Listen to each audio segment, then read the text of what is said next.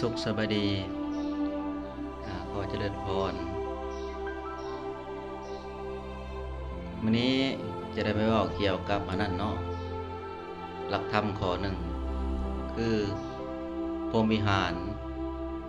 หรือว่าพรหมวิหารธรรม4ประการธรรมที่เฮ็ดให้ใจเฮาประพฤติคือดังพระพรหมคือสูงกว่าเทวดาเนาะพระพรหมในสันพรหมพระพุทธเจ้าให้ฝึก4ข้อนี้เพื่ออยู่กับตัวเองและอยู่กับคนอื่นอย่างผาสุก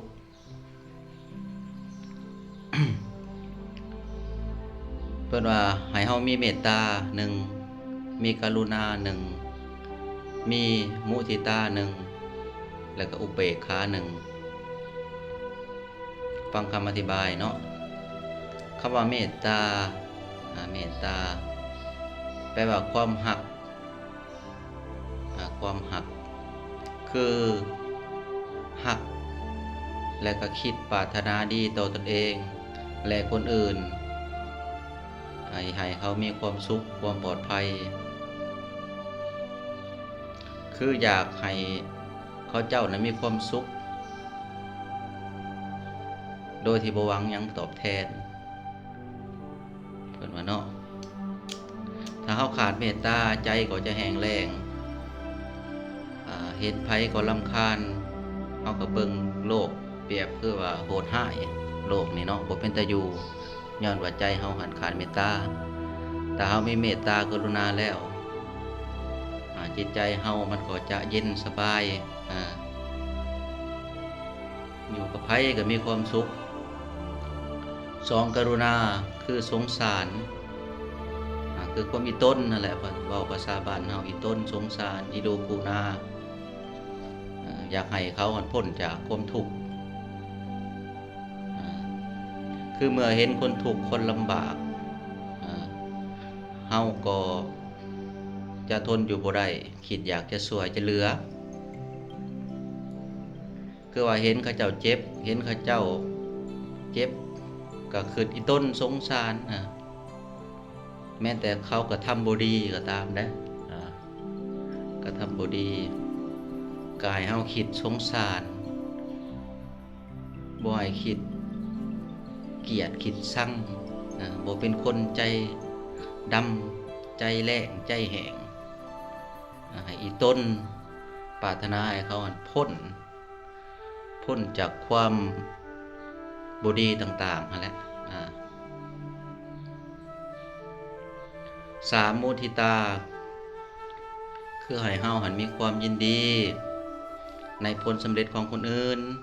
เพิ่นว่าเนาะบ่ให้คิดอิจฉาพยาบาทอาฆาตเกลียดแค้นเพิ่นว่า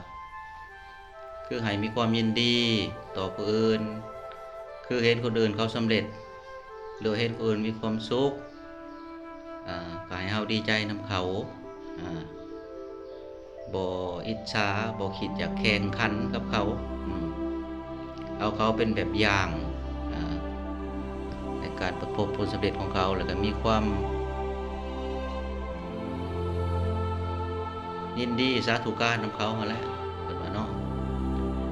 แล้วก็ต่อมาข้อที่4อุเบกขาวางใจให้เป็นกลางเพิ่นว่าวางใจให้เป็นกลางอุเบกขาแปลว่าปล่อยวางใจเป็นกลางบ่คิดหักบ่คิดชังเพิ่นว่าอันนี้เนาะเพราะว่าสัตว์ทั้งหลายก็มีกรรมของตนให้อุเบกขาจังซั่นคิดจังซั่นคนเฮ็ดดีก็ได้ดีเฮ็ดชั่วก็ได้ชั่วในเมื่อเห็นเขาเฮ็ดผิดกระทำผิดก็อุเบกขาปล่อยวางบ่เป็นทุกข์ในความผิดของคนอื่นแต่ว่าตัวใดเฮาให้พอแนะนำได้ให้โอกาสเขาในการแก้ไขปรับตัวแก้ไขปรับปรุงเขาให้โอกาสและวิธีฝึกเนาะวิธีฝึกจิตฝึกใจนะเพิ่นว่าให้เฮาแผ่จิตแผ่ใจนะแผ่ ผ่ใจคือว่าคนที่เฮาฮักก็ให้แผ่เมตตาเห็นคนที่เฮาฮักนะให้เฮาแผ่เมตตาเห็นคนที่กำลังตกทุกข์ได้ยากก็ให้มีความกรุณาเห็นคนที่ประสบผลสำเร็จก็ให้มีความยินดีมุทิตา และก็เห็นคนที่เฮาบ่มักเห็นคนที่เฮาสั่งนับตั้งแต่ศัตรูคู่แค้นต่างๆนั่นแหละก็ให้วางใจเป็นกลางเพราะว่าทุกสิ่งทุกอย่างก็เป็นไปตามกรรมเนาะอันนี้ก็หลักของการประพฤติปฏิบัติวางใจให้มีความสุขการอยู่ร่วมกันในสังคมอันนี้ชื่อเอิ้นว่าพรหมวิหารธรรม4ประการคือมีเมตตากรุณามุทิตาและอุเบกขาที่เว้ามาก็เปิดสำนั้นแล้ว